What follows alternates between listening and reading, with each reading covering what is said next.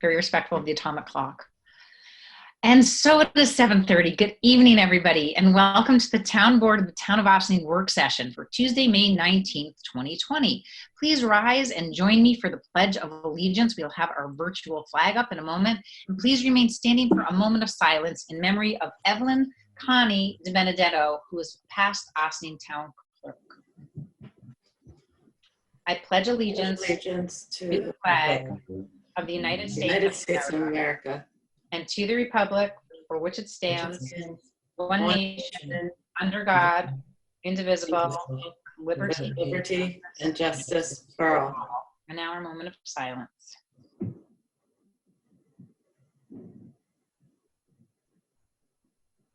Thank you. So Honorable Connie DiBenedetto very sadly passed away from coronavirus earlier this month. She served the town for 29 years and retired as Ossining Town Clerk in 1981. Our thoughts and prayers go out to her family, and we remember her for her many dedicated years of service to the town.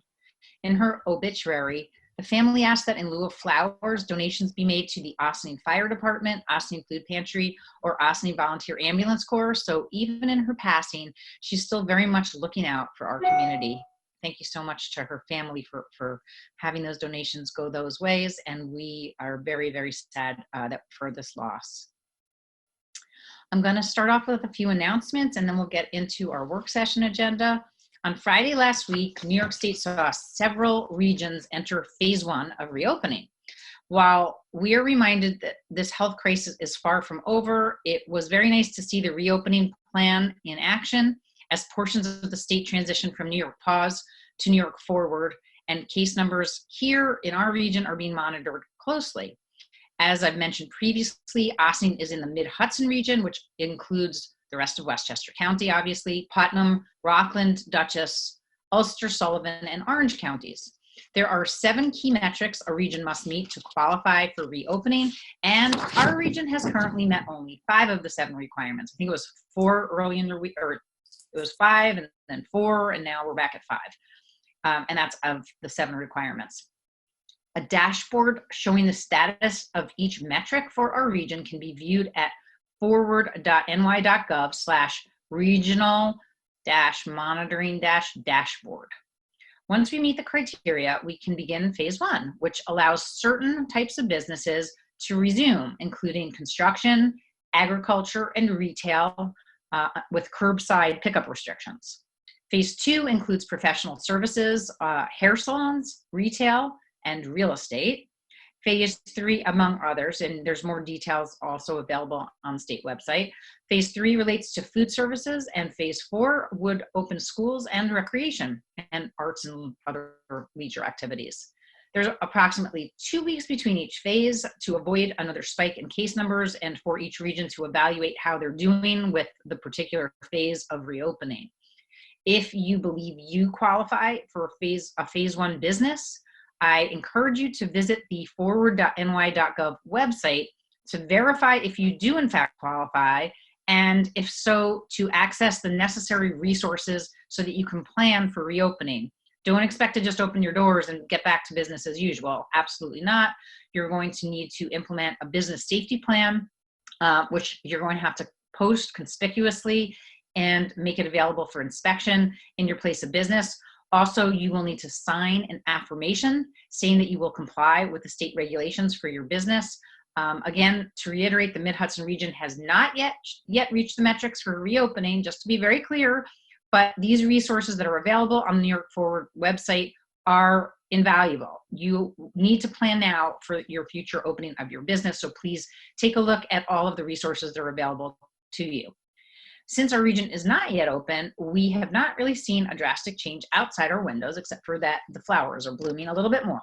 Non-essential businesses will remain closed. Non-essential workers are going to continue to limit travel, except for essential trips. Of course, it's great to be outside and get the fresh air and engage in some solitary or wellness activities with your family, with very small groups of your family only that you live with. You maintain a 6-foot distance from others.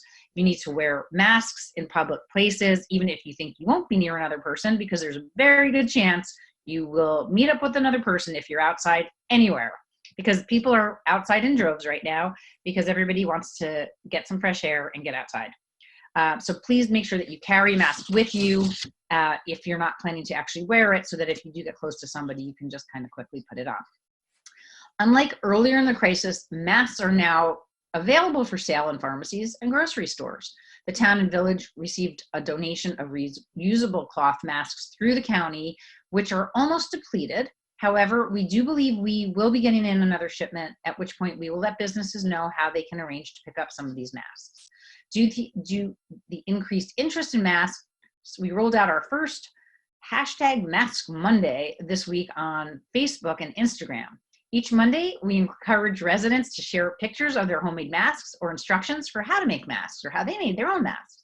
Show off your creative works made from old t-shirts or any material with a fun print. The town shares a weekly list of restaurants and businesses that have adapted during the coronavirus crisis. Please, please feel free to share these lists far and wide. We want to keep our beloved businesses in Ossining. If you or someone you know is facing food insecurity, they may be surprised to know that local residents have partnered with different community groups to provide hot meals. The town of Ossining is sharing food distribution information on our website and Facebook page, and we do have a specific COVID section of our page, so please take a look. It's so great to continue to see our community coming together to help support one another. I would like to take a moment to talk briefly about the upcoming June 9th elections for the Ossining and Briarcliff School District budgets and school board trustees, as well as the Ossining Library budget and library board trustees. In an effort to avoid mass gatherings at polling sites, registered voters will receive a ballot by mail in the upcoming week. Be on the lookout for the ballots and mark your calendars to send them back by 5 p.m. on June 9th. The envelopes are already stamped and ready to be counted. And also the primary, we are still expecting to receive applications for absentee ballots in the mail. Every registered voter should receive one of these, and please fill that out. And there should also be a return stamped envelope available to send to the Board of Elections with that information, and then you will receive back a primary ballot a little closer to June 23rd. Finally, I am proud to share that almost 62% of the unincorporated town residents, almost 57% of Village of Ossining residents, and over 75% of Briarcliff residents have responded to the census. I know that I'm pretty sure that our friends from town of Newcastle who are on this call could probably brag close up there, pretty close to that 75%, if not above. So we have to keep up the work, folks, and really not give up, because we do not want to lose at least $2,500 for each uncounted resident, which amounts to millions of dollars that we would lose for our municipalities and our schools if we do not get the count right. Even our friends from Sesame Street are airing commercials reminding us to make our families count.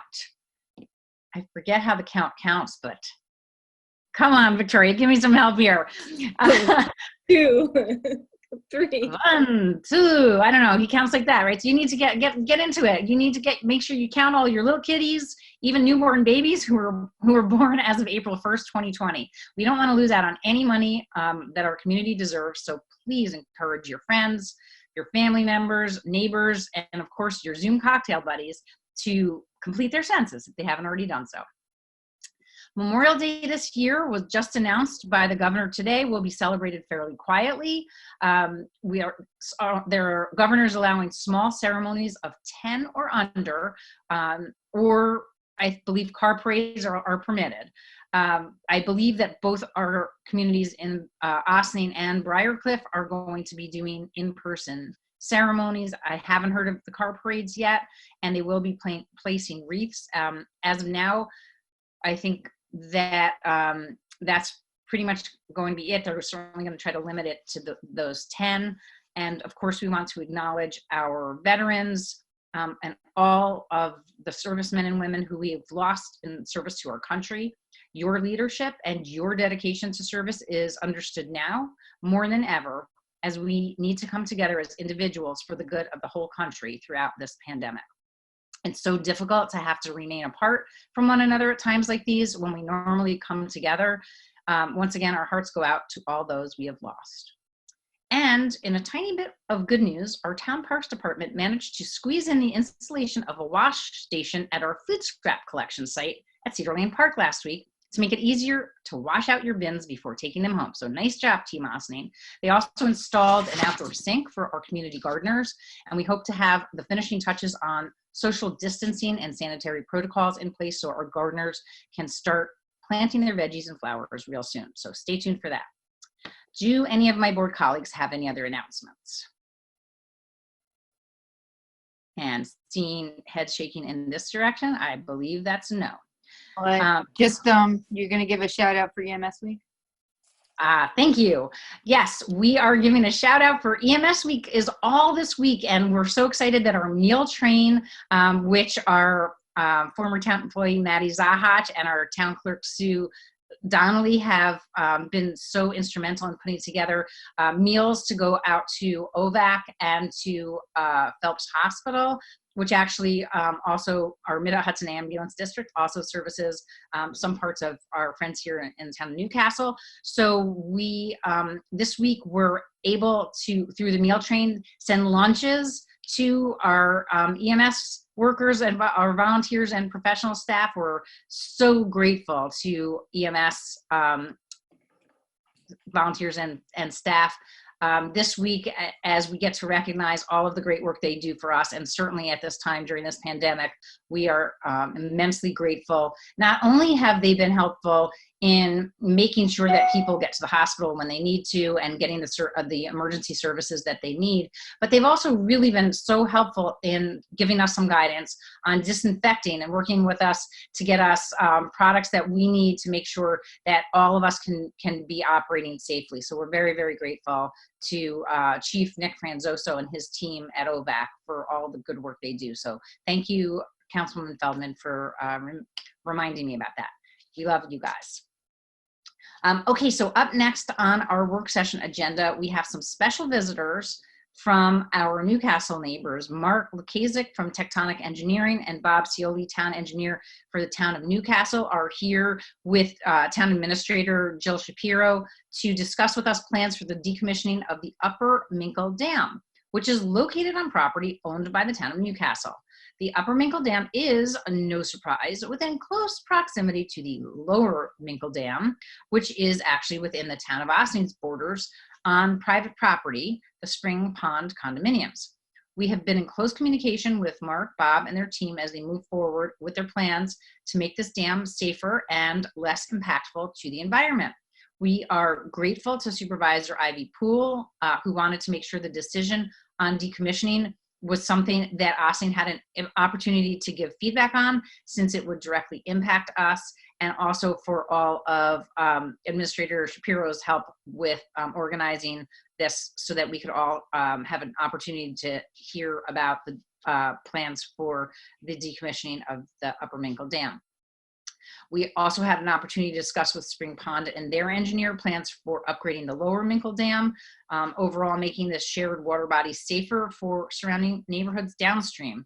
So thanks again for joining us tonight to bring Ossining Town Board up to speed on this project. And also we have our town engineer, Dan Ciarcia, with us tonight, who has also been privy to some of the plans and presentation prior to this evening. So we hope that he can help guide our conversation with the town board. So I will turn it over to you, Jill, or Bob, whoever's taking the lead on this. I'm thinking, Bob, we should turn it over to Mark. He's got a presentation that we've already shared. I think, Dana, you've actually been privy to all of the conversations, so this is probably the second or third time you've heard it, but Mark, why don't you take it away? Are you able to share your screen so that everyone can see the PowerPoint presentation? I am able to share it. Good evening, everyone. If I have the rights to do it, I'm going to attempt to do that if everybody would like that. And it should be exactly the same as any PDF that would have been included in the packet to the board members. So if you're looking down at anything, you should be able to reference back and forth. We'll see how it goes.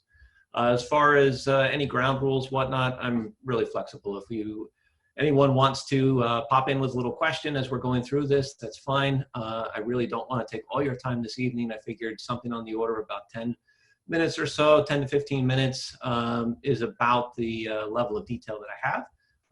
And any questions that you have, I'd be happy to entertain, answer, discuss as warranted. So let's see how this flies. Okay.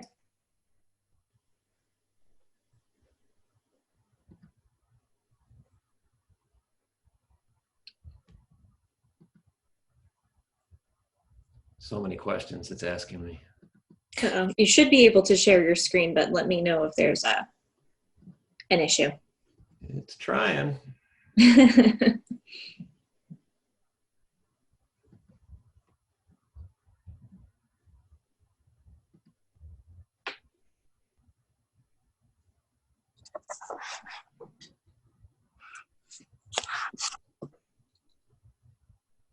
Is it sharing for you?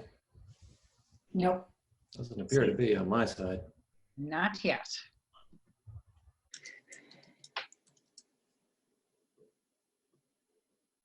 One more time. There we go. Okay. Hey, all right. Good deal. Technology. Let's see. What are we? I think it just went away. Oh my goodness. I was going to say that's a beautiful sunshine. That's great. Sprinkled We it. did all the work already, Jill. It's done. Very impressive. I love technology. I apologize, Jocelyn, everyone. I have no idea where the camera's looking right now. Boy, oh boy. All right, we're gonna roll with this. Technology is wonderful. Okay, everyone, I appreciate it. Tectonic was retained by the town of Newcastle in about 2012, and we've been working on Upper Minkle Dam as one of the dams we were hired for since, on and off, as we try to assist the town with their decision. What do they do with this dam? About in 2009, New York State changed their regulations, updated them dramatically with respect to dams, and dams throughout the state began to be reviewed, many of which hadn't been looked at in 50 plus years. As the supervisor alluded to, you've got two dams in close proximity, both essentially straddling the border between the two communities. The Upper Minkle Dam, located in the town of Newcastle, and Lower Minkle, immediately over the line. Both dams were found to have deficiencies during the review processes. Both require work as a result of these investigations. Newcastle was essentially faced with the choice: do you want to keep the dam, rehab it, upgrade it as such, or the other real practical option would be to decommission the dam. So at the moment, it looks like Newcastle is looking to decommission the dam. The deficiencies that exist out there that were identified in the report, one was spillway capacity. That's essentially how much water can pass over the dam during a large storm event. There is definitely seepage around the dam structure now. And the structure is difficult to predict. It's really a pile of stones. There have been attempts over time to stabilize it with concrete buttresses, but it's largely an unpredictable structure. As it stands today, both Upper Minkle and Lower Minkle are now high hazard Class C dams in the state of New York. So what that means is they are essentially the highest category of risk to anyone downstream, and therefore they deserve the most attention, not only from the regulations and the design standards, but from the state and ultimately the owners of these dams as well. It's important to note to both residents in the town of Newcastle and the town of Ossining that both dam owners, in my personal opinion, are doing what they ought to be doing and taking a good hard look at these two structures and making a decision as to what the future of these structures should be. Just for orientation purposes, for the rest of this conversation this evening, the Upper Minkle Dam is about 14 feet tall, and it is the structure that is creating the pond. It's about 3 acres inside behind it, right in the middle of your screen. There are two small dikes to the south, which again come right up against the municipal boundary with Ossining, and they really it just confine the water behind the dam and keep smaller flows from dribbling into the town of Ossining into adjacent residential backyards. The principal focus and all the work that would be done here are on Upper Minkle Dam in the center of the screen. The two dikes would be left alone. There would be no need to touch them. Mark, can you just use your cursor to like indicate what you're talking about? Yeah, see if you can, I don't know if you're seeing it, but I'm seeing a little hand moving Yes. right through the middle of the screen. That looks good, thanks. That is Upper Minkle Dam. The two dikes that we were just talking about are over here on the left of the screen. And in this picture, Lower Minkle Dam would be Right. higher up and behind Purdy's Pond. Yeah, Lower Minkle will be off to the left. Okay. That's correct. The top of the screen is a lower elevation, and that is Purdy Pond. Okay. Just clarifying. Referred to as Spring Pond Dam. Actually, I have one question. Are Go there ahead. ponds further up from Upper Minkle Dam? I know there's a few ponds up in the woods there that are on other private properties. Has anybody looked at the dams or retention in those ponds? And is that going to be a factor? There are a couple probably vernal pools. There's a few small ponds up in those areas as well, as you allude to. There's a small water course that does extend from the preserve, and Right. a Yeah. short leg of it really is the surface to feed the headwaters into the impoundment behind Upper Minkle. The performance of those ponds, the hydraulic impact of them has not been modeled specifically in what is going on here. Generally speaking, when we're doing the mathematics around the dam engineering, we're looking at larger storm events. And they don't factor they into play a the role, but they won't be impacted by what we're doing here in Upper Minkle Dam or the 3-acre body of water behind it. And do they have dams that have integrity issues? No, none that are, there are no dams listed upstream of Okay. Upper Minkle. In series, Upper Minkle is the uppermost dam in the reach. Okay. A dam in New York State is technically anything that impounds water, but it doesn't get interesting or regulated until it gets over 6 feet and a few other parameters. Thank you. No problem. The concept for decommissioning the dam here in a large scale is to return the water body into a vegetated area. And it would be a mixture of riparian areas right along a waterway, grass that would transition into woods. So essentially, we want to take 3 acres of water and make 3 acres of forest. It will take time to do that. The current structure for Upper Minkle Dam has a very, very small spillway associated with it. It's extremely insignificant, a couple inches deep, a couple feet wide. So the important thing about that is Upper Minkle Dam serves no function as a flow control structure from a practical perspective. When it rains up in the preserve, the water takes its time to reach the surface of Upper Minkle Dam and the impoundment behind, and then it immediately discharges into Purdy Pond below. Some folks may be familiar with large flood control dams that generally have dry or very low water levels behind them, and their purpose and their function is to capture a lot of storm-related event, hold it, and then slowly release it. That's not what's happening here with Upper Minkle Dam. This is merely creating a lake, and that is all. I should also note one other item with the Upper Minkle Dam. It has a low-level control. That the purpose is to drain the pond in the event of an emergency. That is not functioning, so the town currently has a plan in place to construct a siphon should they need to do any sort of emergency lowering for the water body. Getting back to the plan for decommissioning here, right down the center of the lake bed, the idea would be to institute a small stream. That would be the area where the erosive flows are confined.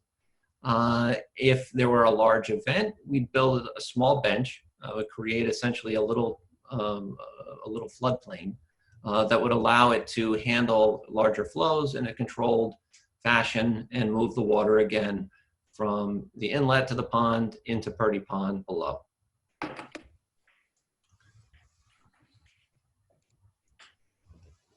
The process to go about decommissioning this dam is relatively straightforward. The first thing we have to do is get rid of the water. And to do it, we have to get it out of the impoundment behind Upper Minkle Dam, and we have to put it into Purdy Pond behind Lower Minkle Dam. And we don't do that in a southern fashion. We do it in a very controlled fashion. In all likelihood, it would be done with a siphon, which essentially requires very little energy. You can use physics to transfer the water from one to another, and by designing the size of the siphon, you can control the rate at which the flow is transferred from one water body to the other. The idea here is to have no practical impact on the lower water body by suddenly sending a large slug of water. So just for reference and order of magnitude, it should take about 2 weeks for us to transfer the water from one water body to the other and downstream, and do it in a fashion that creates no erosive conditions or flooding conditions downstream. Do you move the fish and the wildlife? The fish, generally speaking, they can be inventoried during the process. They can be held in corners of the water body. I'm getting slightly ahead of myself. We will be subject Sorry. to... Okay. No, it's fine. It's a good question. We will be subject to environmental permits with DEC and the Corps. So we can't just flush them all, that's for sure. But normally what we would do is we'd corral a portion of the water body and allow the fish to be stuck there, and then we can transfer them as well. Once we have the water down, what we are looking to do is remove the dam structure itself. As I said before, it's largely stone. And you have two options. You can haul stone away or you can leave stone in place. One of them is very disruptive and expensive. So the goal here is to leave the stones on the property. And since we're looking to stabilize a water course through the center of the former lake, we would look to reuse a lot of those stones to serve that stabilizing function. The majority of this dam structure will be removed. It doesn't have to be completely removed, but it's really good practice, particularly in an area where you have the potential for passive recreational use, foot traffic, et cetera, in there. We don't really want to make a big climbing pile out there and put a sign on it that says, you know, come play on me. So the idea here will be to really lay back a lot of the structure, essentially take it down to a low angle that really presents no future hazard to anyone else. And again, salvaging the rest of the stone for use on the property. The other piece here is sedimentation. Flowing water, introducing flowing water to a place where the water does not flow, currently it's a lake bed, means that you will pick up the soil and move it downstream. So there's two pieces to this. One, we want to prevent that movement. So the way that you can counteract that is through the design, the stones, the energy, the slopes, but also you can establish vegetation. And once you have vegetation that is strong and in place, it will tend to hold the soil in its position. The second piece is we'd really want to keep the sediments that are associated with this lake and this property on the same property to remain compliant with state laws and regulations. So what we would do, since we recognize that these channels tend to erode, is we would excavate the soils not in the entire former lake bed, but in the area where they would tend to erode down the channel. We'd relocate those soils up onto the upland areas elsewhere on the 3-acre patch that formerly was the lake.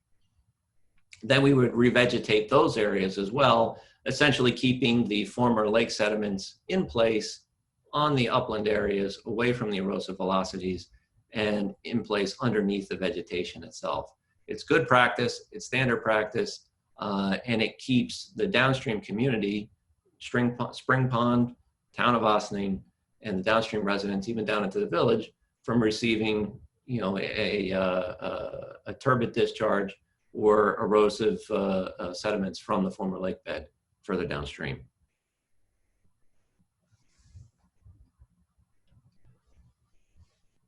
To get at the work, it's in a heck of a spot. The dam is essentially immediately behind a private residential property right in the town of Ossining, right over the line, first resident there. The town currently has an agreement to enter the property just for you know, regular inspection, observation of the dam, operation of the facility. We would have to upgrade that if we were going to enter there for construction purposes, to get equipment into there, get materials into that location.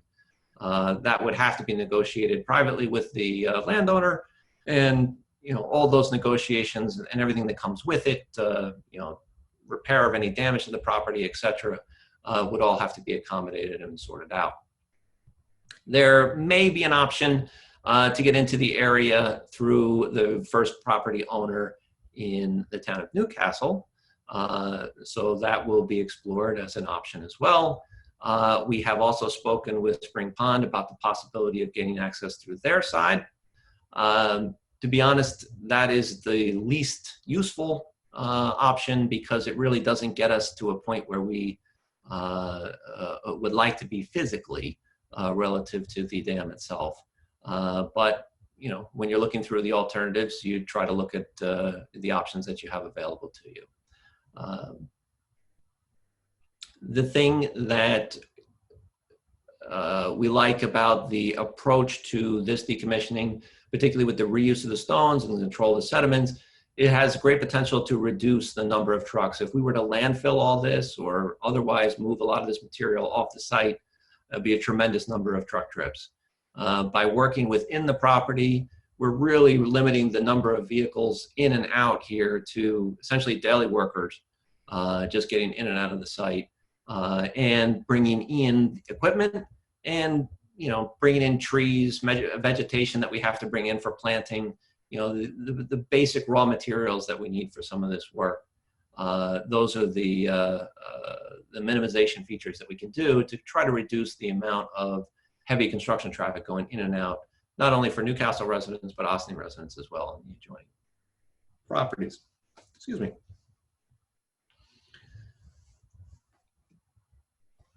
To give you a little idea about how the restoration would be staged, in the heart of the lake, the deepest sections is where the water will be, and it will progress as elevation rises toward the edges into the, gosh, I don't even know what color that is, the purpley bluish color. That outline there is your former lake bed. It lets you get a sense of where the vegetation will lie in the deep sections in the water, the riparian areas. And again, that odd purplish color really will be the upland riparian forests, very similar to what is out there today at the lake's edge. And that really constitutes about 1.5 acres, approximately 50% of the former lake body.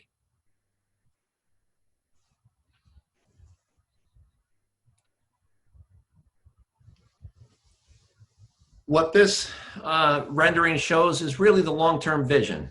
And, you know, that really brings us to the timing of what we're talking about here. The first to go here is Lower Minkle. In our meeting with them, they indicated that, you know, without COVID, they would have been ready to go this summer with a June start on their restoration for the Lower Minkle Dam and the impoundment behind that. Newcastle is only in the feasibility stage here. This is essentially the end of the feasibility stage. Once Newcastle makes their official decision to move forward, design and permits would have to be engaged. That really puts the earliest date where Newcastle could begin construction on the decommissioning of the dam to the fall of 2021. That's the ideal time for us to start work. We really want to work into the winter.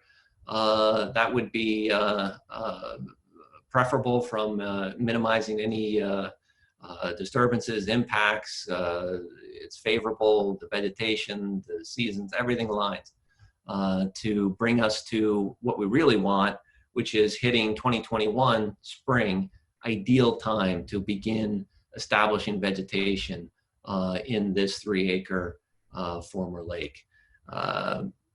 We have had numerous discussions with the town of Newcastle. They appear to be on board with the concept that, you know, this is not an overnight process. Establishing a new vegetated community in what was a lake bed takes time. It's probably about 5 years from a planning perspective to get from your initial planting through multiple seasons where you're trying to outcompete invasive species, you're trying to nurture your natives, make sure you've got a compatible arrangement, you're going to have some die-off, you're going to have some browsing by animals, etc. It's a process, but it's a commitment, and it's one where the town has indicated their vision for this property is a passive recreational asset here, and one that they want to be beautiful and recognizable as just that, an asset to the community. Mark? Yeah. I thought I heard you say something about fall of 2021 as being the start date, but then spring of 2021 as being when you're starting the vegetation. Is that? I misspoke. correct? 2022 would be Okay. the spring. Okay, just Oh. double checking. Thank you for catching that. Okay, just checking. We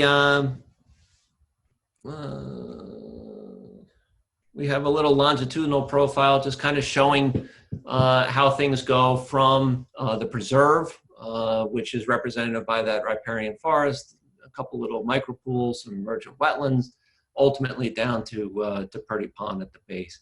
Kind of gives you a sense of the fall and the gradual the features we can introduce across that gradual grade that allow the energy to be dissipated and keep the erosive conditions to a minimum.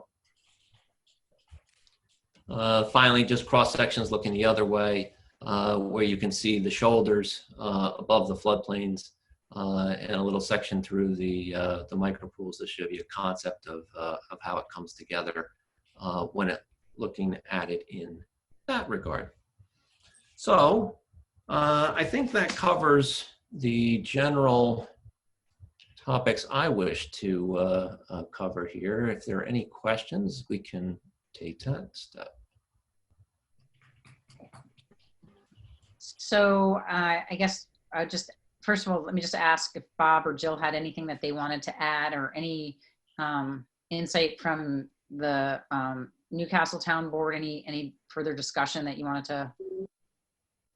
No, so actually, the subsequent conversations, the ones we first gave the presentation to our town board, we then came and met with you. And so all of the subsequent conversations from my town board have actually you've been present with. So Mark's presentation is the most current vision that the town has. Our conservation board is very excited about working with us to take and replant this pond. They're very excited to have it be restored to what it was. And you know, we've had meetings with neighbors about this, and we're just very interested in everyone being aware of the project that's going on. It's not going to be tomorrow, and once our meeting with you is complete, we'll go back to our town board. But the reality is that we first have to start on our pathway of getting permits. Which, Mark, how long is it going to take us to do that? Making sure I'm not muted. No, okay. I think the permit process in a normal environment. If you asked me this 6 months ago, I would have told you you're in a 4 to 6 month period.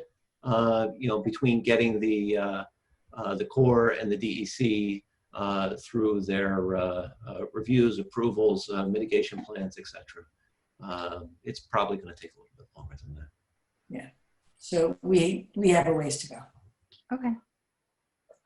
Okay, so I'll just open it up to any questions. I know Dan Ciarcia had a chance to look at the full report and maybe had sent a couple questions your way, and Tectonic had responded. I don't know, Dan, if you wanted to just highlight that at all, and if there's any other further questions, and then we'll see if the board has anything additional. Yeah, I mean, the main thing, obviously this is to comply with the dam safety regs, and the focus is the large storm events. They had looked at the small storm events, which is more my concern in terms of designing their channel. In Mark's presentation, he's basically saying it, which is true. I mean, this structure, the dam structure was not designed to retain water. However, when you have 3 acres, you have a 3-acre impoundment, even a couple of inches of storage amounts to something. So, for example, FEMA models these streams in terms of peak flows and the capacity of the downstream channels. My concern is not the 100-year storm, because the 100-year storm is going to be difficult to contend with, but your more frequent storms like your 1 year, 10-year. So say, for example, if we take this thing to all the way downstream and we follow Sing Sing Creek down, the FEMA profiles indicate that the 10-year storm overtops the Metro North railroad tracks, that those culverts under there can't handle the 10-year storm. So to turn a blind eye, on some storage, although it may not be meaningful, I think we really need to take a look at that and see what the impacts are in the 1 year, 10-year storm scenarios. So to put it in perspective, we have a 3-acre pond, and granted, the pond is always holding water, so the volume of the pond itself is meaningless to downstream attenuation. But say, for example, if during a 10-year storm, as it goes over the spillway, the elevation maybe goes up a few inches, say 3 inches, for example, that wouldn't be unheard of just because of the hydraulics of the overflow. That would equate to be putting in say 450 of the large infiltrators we typically would specify for a single family home. So if we're requiring somebody building a home to put in half a dozen infiltrators to help attenuate or mitigate the impact of that home, and we're tweaking this dam to lose storage as small as it is, like I say, a few inches really can amount to quite a bit of storage. So I just feel it's important we take a look at that, because the downstream stuff, we have to be certain that it's not going to be impacted by the loss here. The other thing perhaps they could look at is configuring the downstream, putting some level of control on the downstream just to get some amount of storage during storm events and still stay under the threshold from falling under the dam program.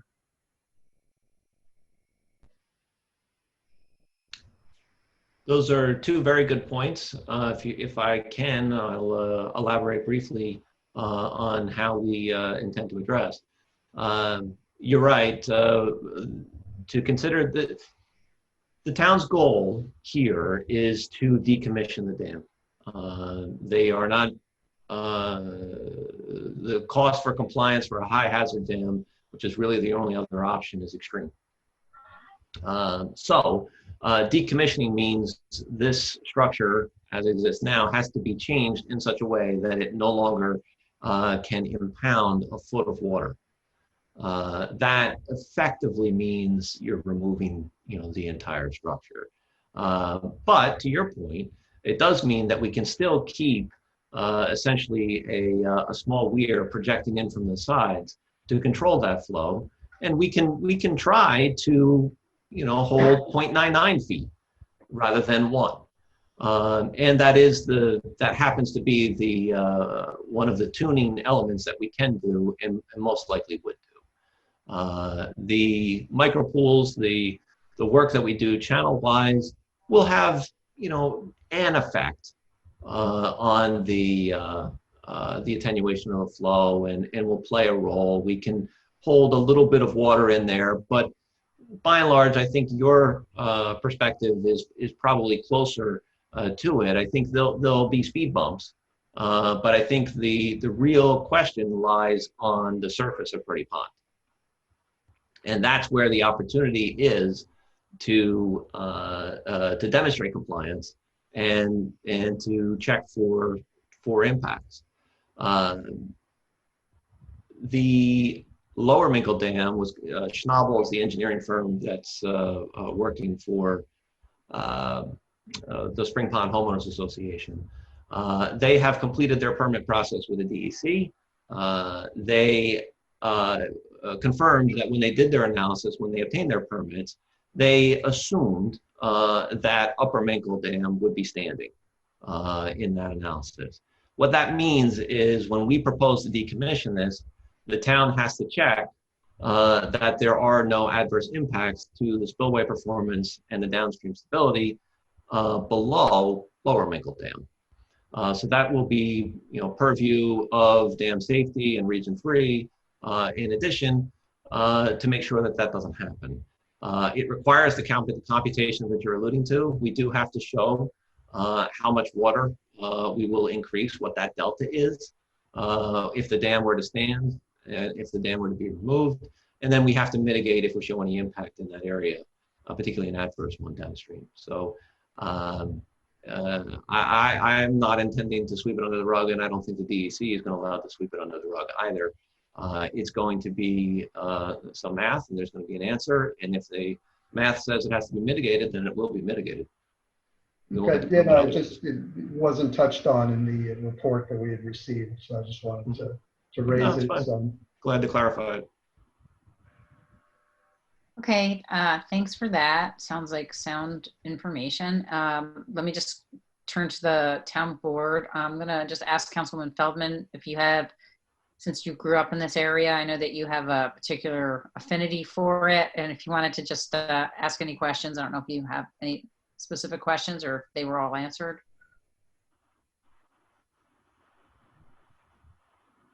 Okay, I can't hear you for whatever reason, even though you're unmuted. Are you still muted? No, you're still muted.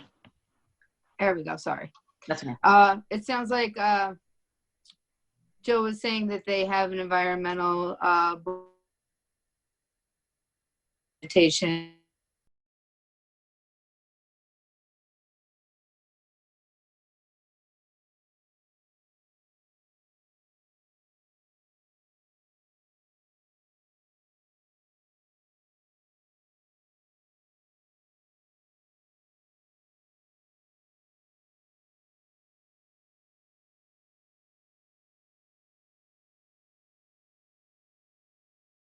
And how deep is that dam?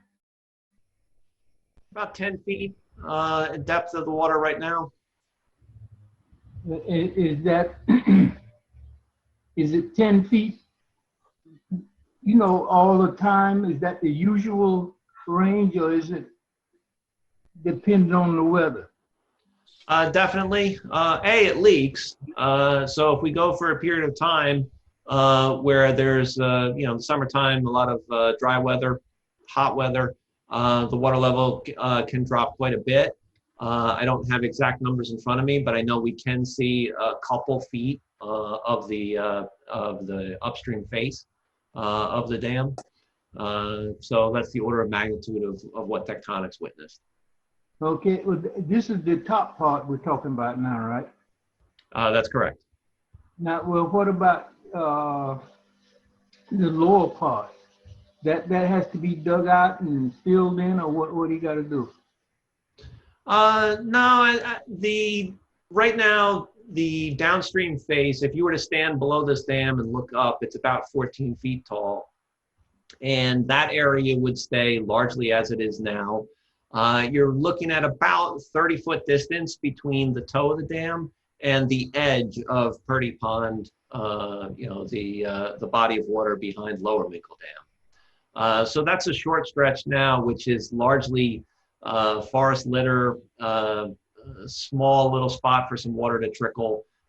It's really more seepage paths from the water leaking from the dam than it is anything else. That area would become essentially a small new stream. That'd be a 30-foot segment to connect what's currently the lake behind Upper Minkle and Purdy Pond. But has it ever given people downstream any problem? Do you remember? Not that I'm aware of, but essentially you have two dams in series.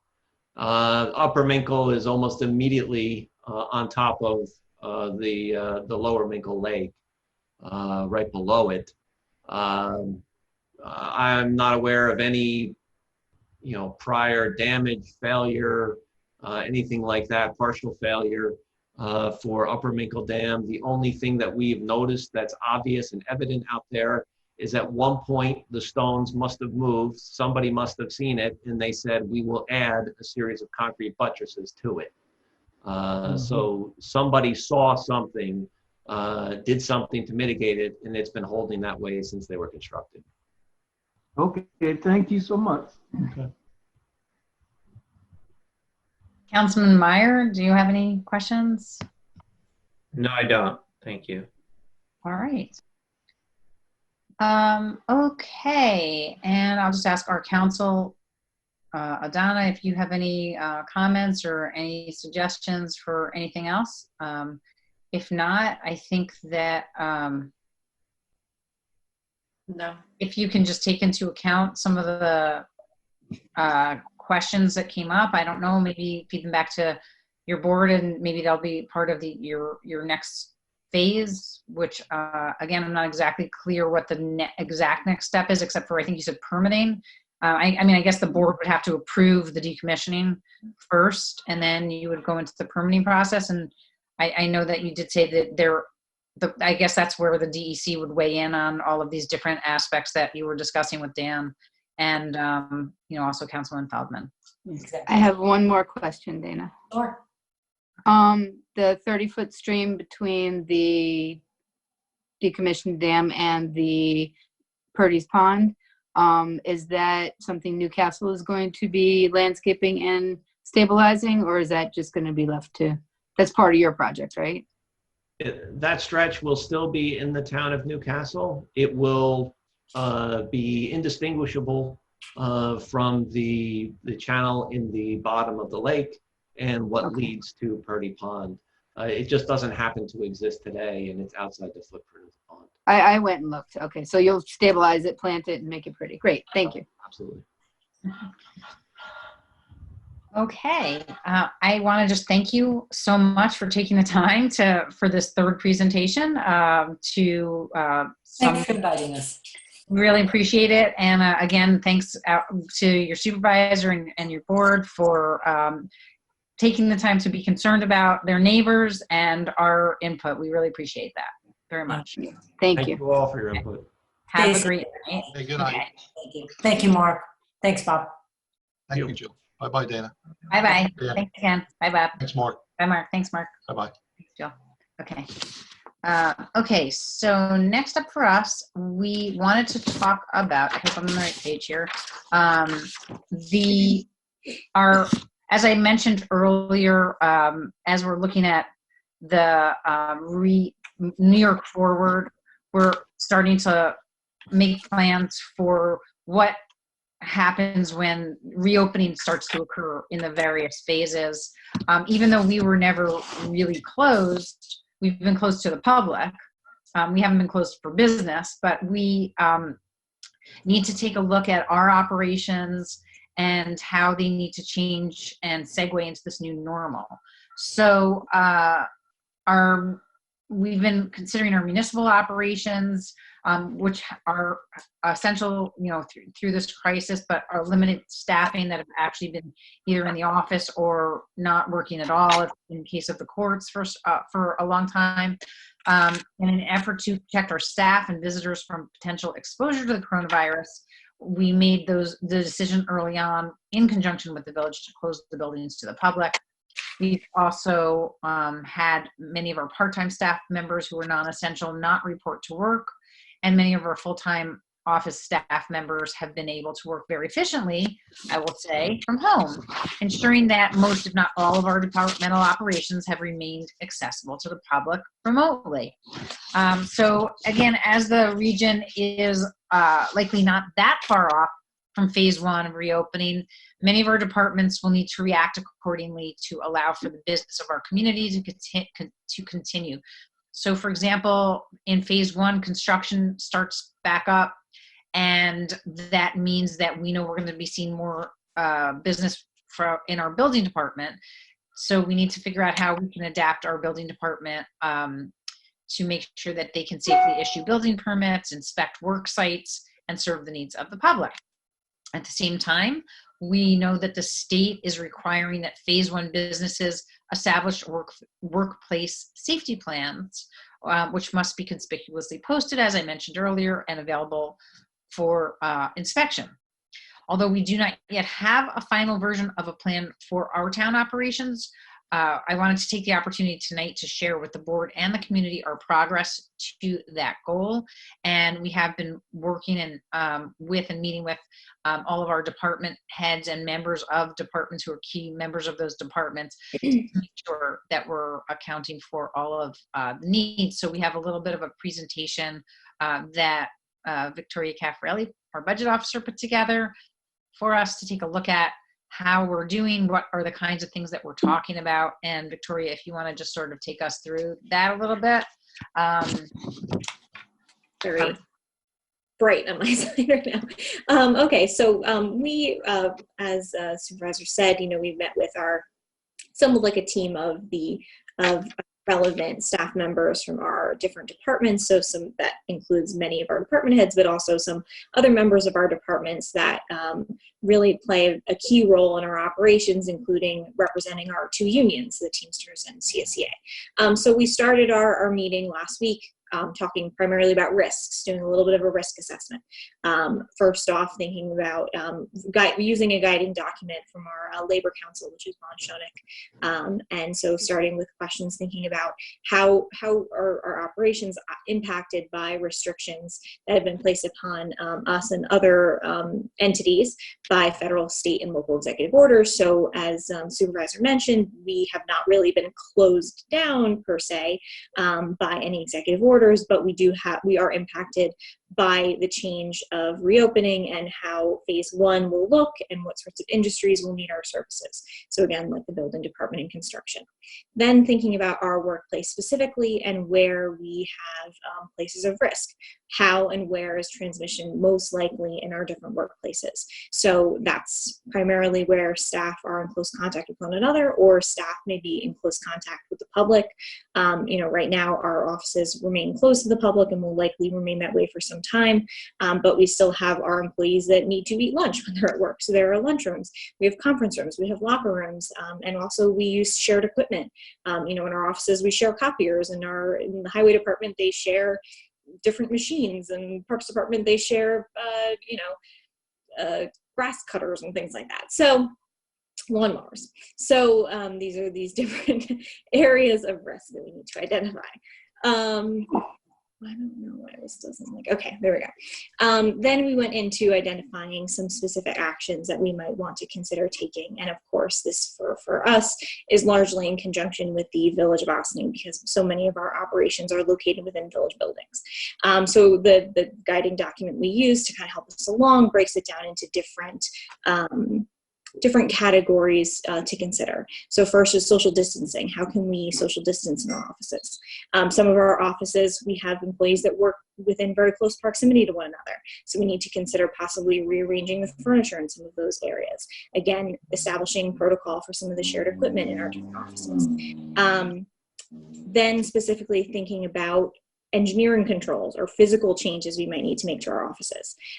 We've already had some representatives from the village that have taken a look at installing plexiglass in some of our offices that are located within their buildings, like our clerk, our tax office, assessor's office, primarily focusing on the building department right now, because as we anticipate, the building department will likely be one of the first operations we need to bring back online in some way, shape, or form.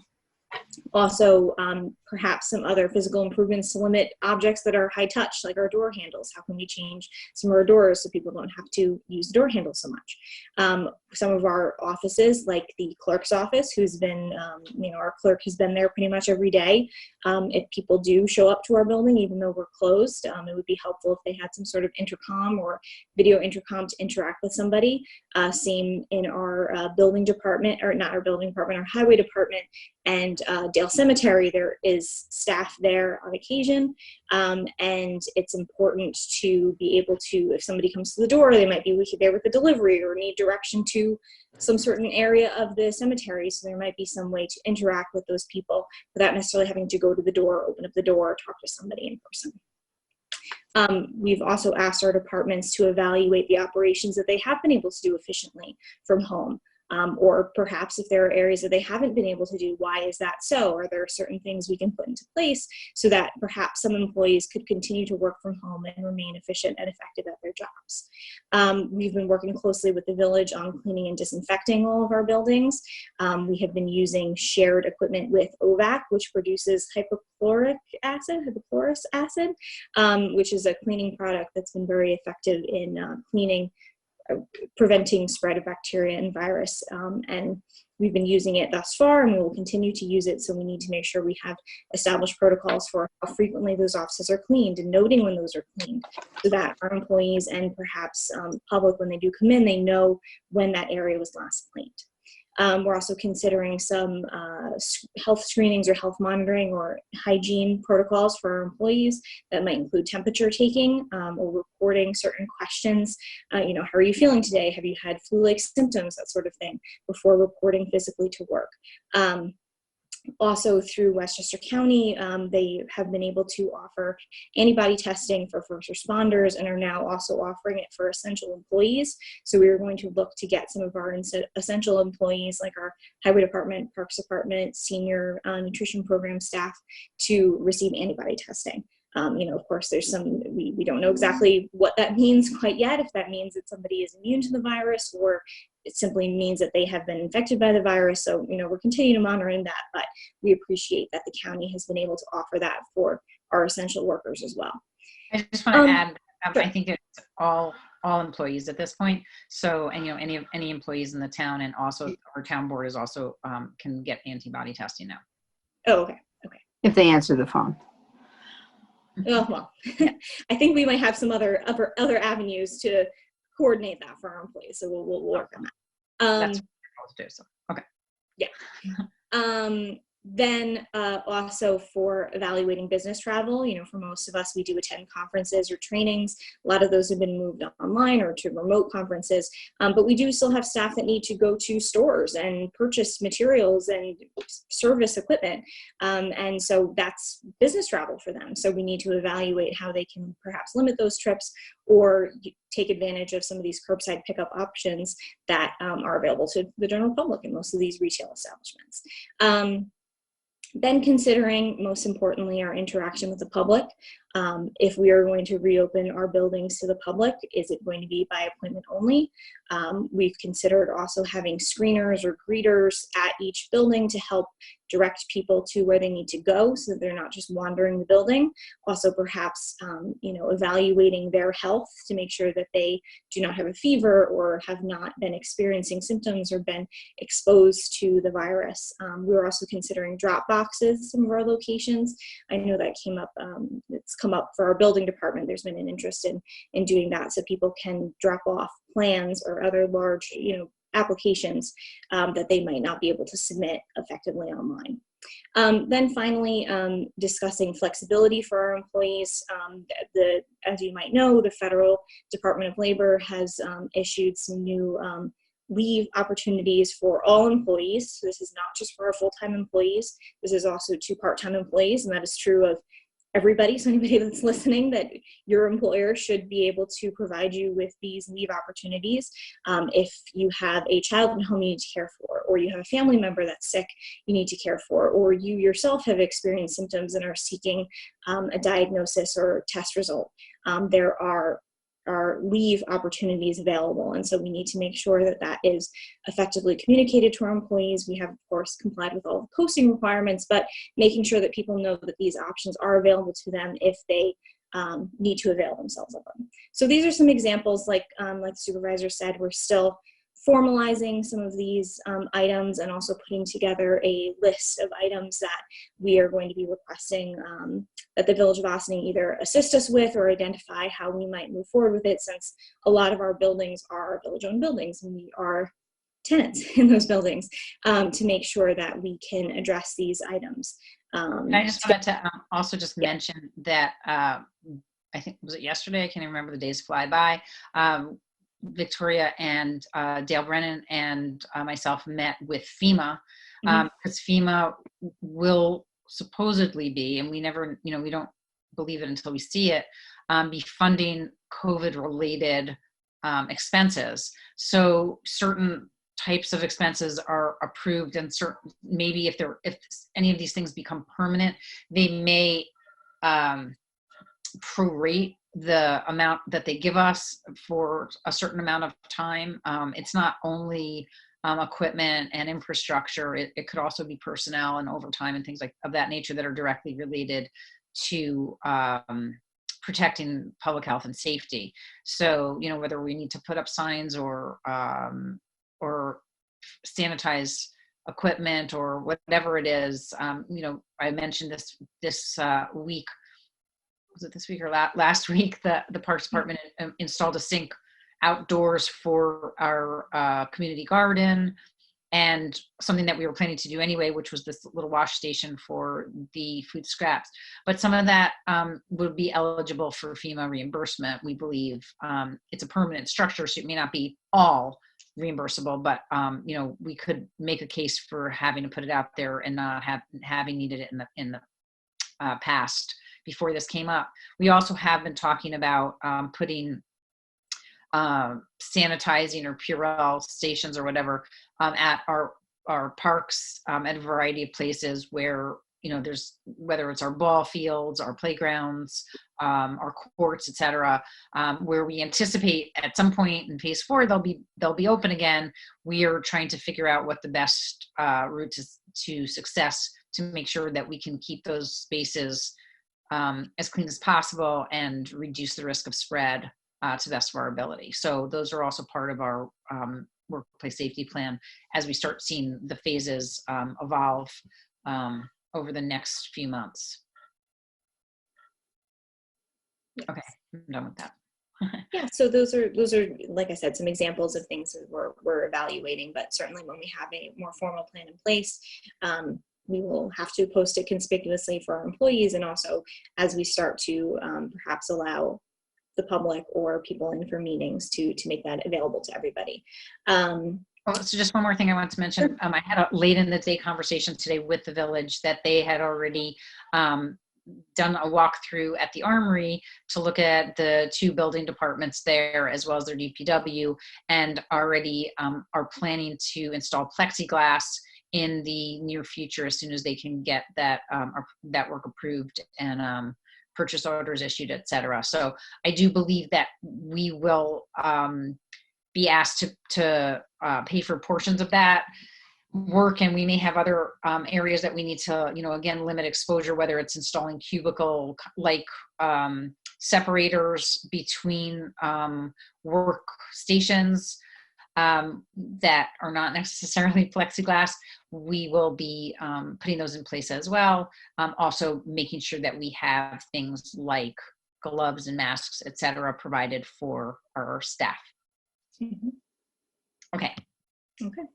Are there any questions on this? Some of these. Yeah, we're just looking for, if anybody has questions, thoughts, or suggestions from the board on any of these things. If we didn't cover something, or we might not have We did send you some more detailed information Yes. over the weekend from our meeting. So if there was something that was missing that you thought we should have been thinking about, if you would just let us know that, because we are going to be sharing a list with the village tomorrow of areas that they might not have been considering that would impact our town spaces. But I know that in our dental office, we have now a a thermometer, the sensor. Contactless. Yeah, thank you.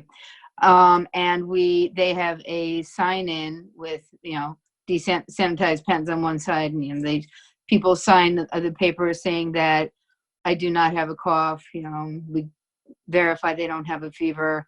I have not been feeling ill or tested positive to COVID, and they have them sign that as they come in.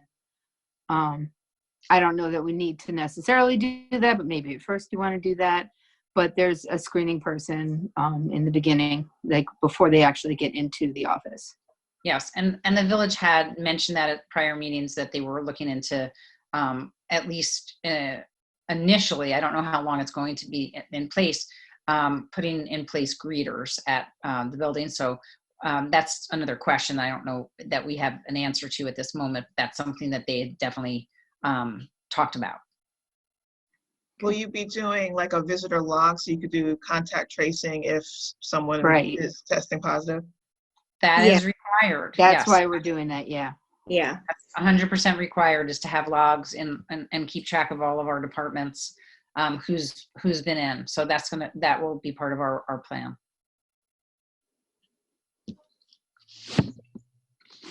Yes. Also, we did just learn that the county is looking to add contact tracers. So if anybody, I know that they're also looking for us to offer staff. We're trying to clarify right now what that exactly means.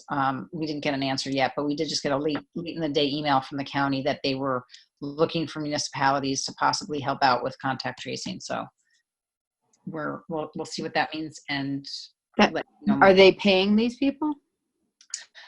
The state is. That's the question. That's honestly. That's snap. Councilwoman Feldman. That is our question. It wasn't clear from the communication what that meant exactly. That are we offering that we're just going to be paying the person whatever their regular salary is, and because they might not be working in the office right now, they might be part of that 50% reduction of staff that we were going to give them those employees as an offset. It's not clear, so that's what we're trying to find out. Okay. So are we done with that? Okay. Well, so we just want to note, this is something that we've been working on internally, but as the supervisor mentioned in her announcements, the state actually has a lot of really great resources on their website. So I would encourage anybody who thinks that they might be a phase 1 business, or might think they're a phase 2 business, or might be in a similar situation as the town is in. There's a lot of really great resources, workplace safety plan, like templates, so you answer the questions and fill it out. It's very, very clear. You can even search for specific businesses to see if you meet the criteria for phase 1. They really have a lot of comprehensive information on the website that, I wasn't really aware of just from watching some of the governor's press conferences and things like that, but certainly from some of the trainings that we've received. So I just want to make sure that everybody is aware that this is available. It's a really, really helpful resource for business owners and also the general community. Is it multilingual? I believe the pages can translate. And also, we've gotten some direct questions from local businesses and saying how confusing everything is. I think that right now, again, in our region, the biggest thing that everybody needs to know is that we're not open for business. The last county call that we were on Monday, I actually specifically asked the county executive if there was any best guess as to when we might be getting close to getting those last 2 metrics met. And I think that the answer was we really don't know, because things keep changing. It's kind of like a moving target. We don't have control over these things, about the hospitalizations, and even I know the contact tracing, I think, is the last one that where that we need to meet, and they are working on that very, very actively. So it's possible that it could be, 11, 10 days. It's possible that we could go back and get a reset to 14 days. I don't think it's clear yet. So what everybody needs to know right now is let's just plan for the reopening, make sure that there are templates for workplace safety plans for a lot of different industries.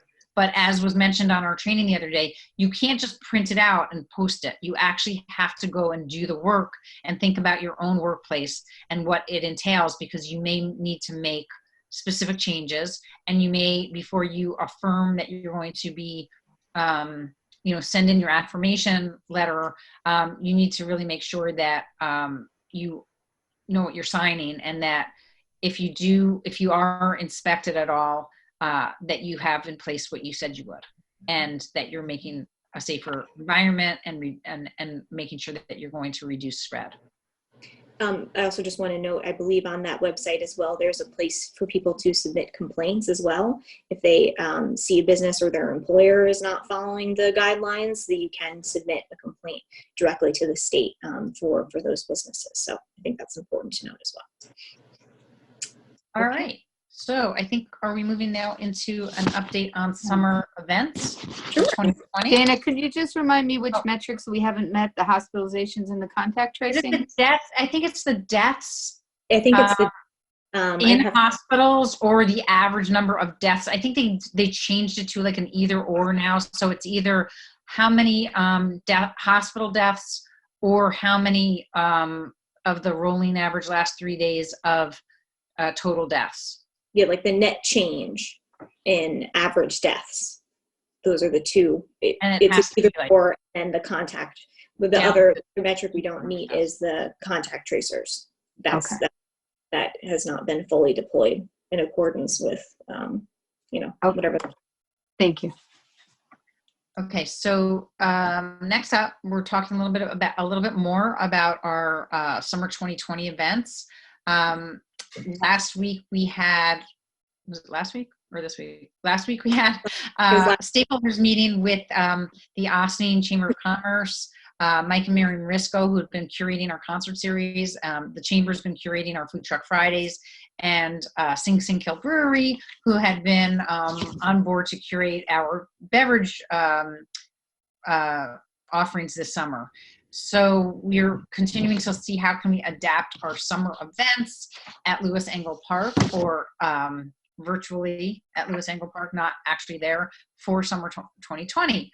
This year, we know we're going to have to balance social distancing measures that will likely still be in place for at least a good deal of the summer to replicate the fun and the success that we all had last summer with our launch last summer of Food Truck Fridays. It's also clear we will be unable to hold our Independence Day fireworks display this year. Just yesterday, the county did announce that they were canceling their Kensico Dam and Playland fireworks for the 3rd and 4th of July. And with that, I think that has given us the definitive, regrettable decision that we are going to have to make to cancel our fireworks. If there is anybody on the board who disagrees with that, let me know, please, tonight. But that to me was the direction that we were kind of waiting for. We are starting to hear that a lot of the localities are also canceling their summer camps, even though that direction hasn't really come down definitely from the state. We're still evaluating, and I'm hopeful that we may be able to have our spray park open in some form now that we're seeing the state beaches are going to be open this weekend. And we know that Playland Beach and I'm trying to remember the other beach, Croton Gorge. Is that the other? Croton Point Park. Sorry, Croton Point Park Beach will be open this weekend. Actually, Croton Gorge has been a bit of a problem in terms of a lot of people parking along Route 129 and making for an unsafe circumstance. So I know that the county is also looking at that. But as we're hearing of all these different areas opening, we know that we are going to continue to evaluate what we can open safely and how. If it means that we need to have somebody monitoring entrance to our spray park and limiting the number of children who can go in there at one time, that's what we will do, and give kids or whatever, 10 minutes to cool off, and then next, or 5 minutes, whatever makes sense.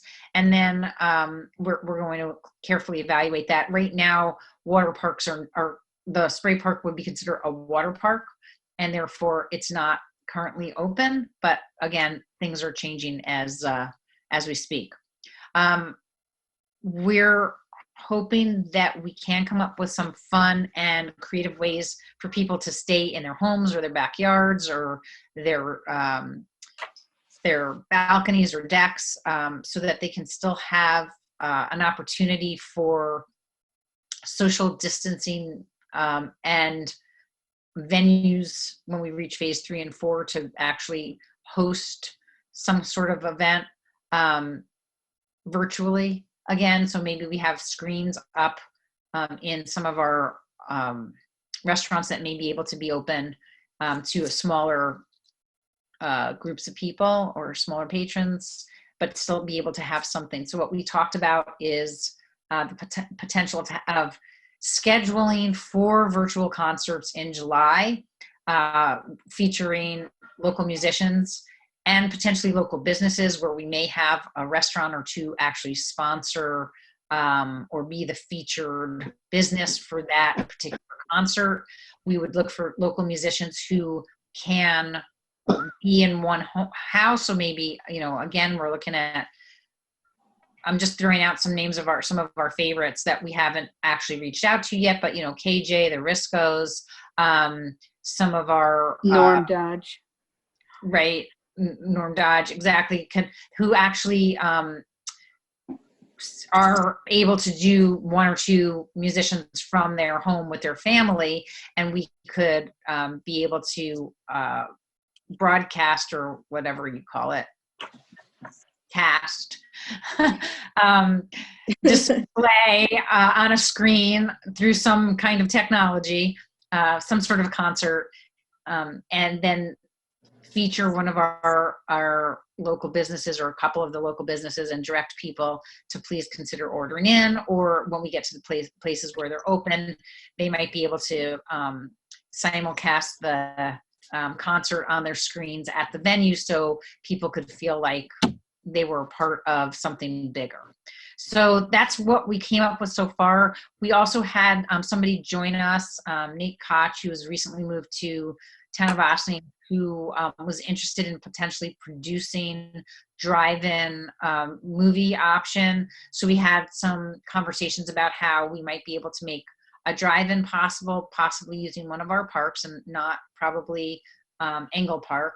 There is concern that even having a drive-in option would make it easier for people to be in one place with a lot of people at one time, and then think about getting out of their cars. So I think what we're going to be doing is sort of looking at some of the things that are happening, since drive-in movies were one of the things that did open up as of May 15th, and in New York State.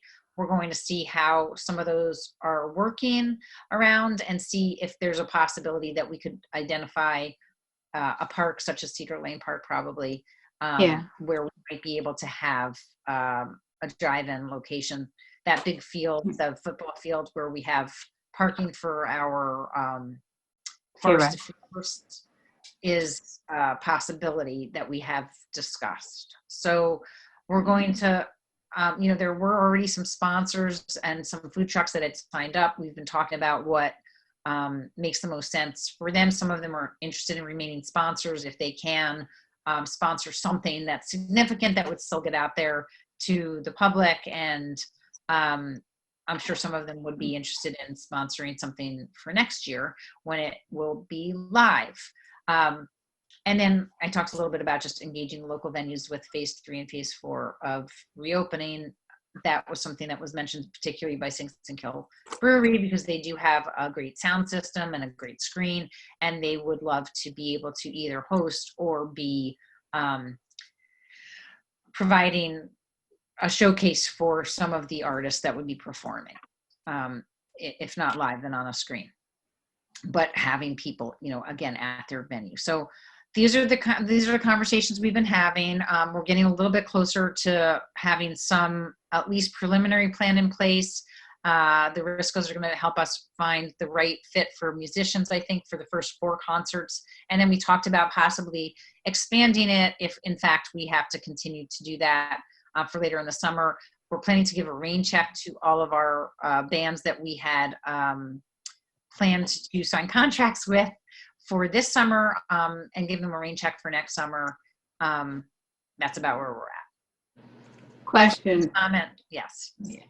Do you remember a bunch of years ago when Maryknoll did the drive-in movie theater, like 50s night?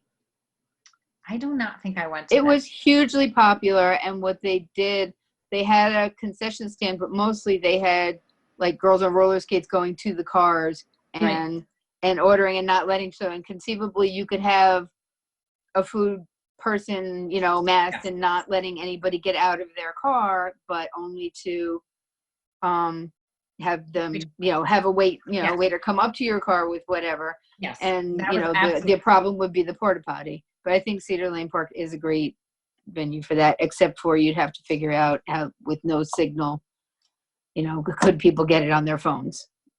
Right. So we talked about that, and we do think that the technology exists for people to get it on their phones, or, you know, it's possible that it could be loud enough that if they had something, I know that there are some systems out that exist that people own in the town that feel like it could be loud enough to hear from the car with people's windows open. We'd also would have to take reservations. We talked about maybe doing that through the community pass system, where we would take reservations and assign particular spots to cars so that we wouldn't get overcrowded. And we also talked about being able to pre-order food and have it available ready for pickup when you get there, so that you could have food in your car. So those are all discussed, and we'll continue to work with the group to see what it is exactly in our wheelhouse to orchestrate, and working closely with the chamber. Good. Anything else? I just want to again, emphasize that we really saw last summer, the summer concert series has always been, just such a nice way to enjoy our waterfront. But with the introduction of Food Truck Fridays, we had a lot of local businesses participate, and who also want to be down there at the waterfront and showcase what they had. And in fact, Sing Sing Kill Brewery had talked to us about how the first year they noticed that they lost a lot of business on Friday evenings. So the second year they really wanted to be down at the waterfront, and the third year they really wanted to, which was this year, wanted to have an even bigger presence. And we really did see a lot of the local restaurants wanting to make sure that they did the same, so that they kind of spread the wealth a little bit and made sure that they were down there. And we heard so much great feedback from the businesses that were down there, that people who came to the waterfront loved having the opportunity to sample some of our local eateries, and then they would come back. And so we really see this as an opportunity, an economic development opportunity for Ossining, and we want to make sure that whatever we do, as much as we're featuring our local musicians, we're also giving an opportunity for our businesses to thrive. And that's where we were going with this last summer. It seemed tremendously successful and well received by the public. And we certainly want to bring it back, but we also want to look for any innovative ways that we can continue to both entertain the public, give people a chance to engage with local musicians, and also feed our local businesses while they feed themselves. So that's that. And if anybody, just ask around to any board members have any other suggestions, thoughts, comments. And I think we got to play it by ear with, I've seen too many people gathering at the riverfront. There's groups of teenagers. They went there after the Friday night lights. The cops were making sure they didn't stop and gather at the high school. And when I went down to drive by the river, yep, there they all were, out of their cars. So, you can't stop people, but the riverfront is already a place people are gathering. So I think we have to play it by ear of how we open and everything. I don't know that I'm interested in watching a video concert, but that's just not my thing. So maybe other people feel differently. Honestly, I have to say, I did watch KJ. I didn't actually see her on the night that she performed, but she did a concert through, it's called Musae, M-U-S-A-E, and they charge for it. I saw Alexis Cole the other night, and they were both performing from their homes. And I think that the one that that KJ worked with, that, you know, they come in and they actually set up a sound system, and it was great. And I saw another one from that same organization. I don't know, I don't want to say sponsors, but organization organizes, Musae, M-U-S-A-E. They did another concert with Diana Jones and Richard Thompson, Hearts and Homes for Refugees. And it was really nice. You can also, it also gets recorded from that particular service, so you can watch it afterwards if you miss it at the time. But I think there's something nice, you know, a lot of people do really look forward to concerts and music and a way to just relax. And you can even have it in the background while you're enjoying your, you know, local ciders and brews and things like that, or kombucha, whatever. Or Bigfoot ice cream. Or Bigfoot ice cream, which we got a little update is going to be, maybe, hopefully, we might see them be able to open in a month or so. That was what I'd heard. We're getting closer and closer, so that's exciting down at the waterfront. I think that's it for as far as summer planning. If nobody else has any other comments or other parts of this work session, I think we're going to go and take a motion to go into executive session for advice of counsel, contracts, and personnel. Might I have that motion? Oh, so moved. Okay, all those in favor? Aye. Aye. Anybody opposed? Okay. So just again, happy EMS week. Thank you all to our OVAC team and all of our first responders. We love you guys, specifically EMS. And, you know, Memorial Day celebrations, we're sorry that we're not going to be able to be there for the ceremonies, but we want to thank all of our servicemen and women, our veterans, our American Legions, for making sure that we remember those who were willing to sacrifice all for all of us. So thank you again to our vets and to those we have lost in the many wars over the years for our country.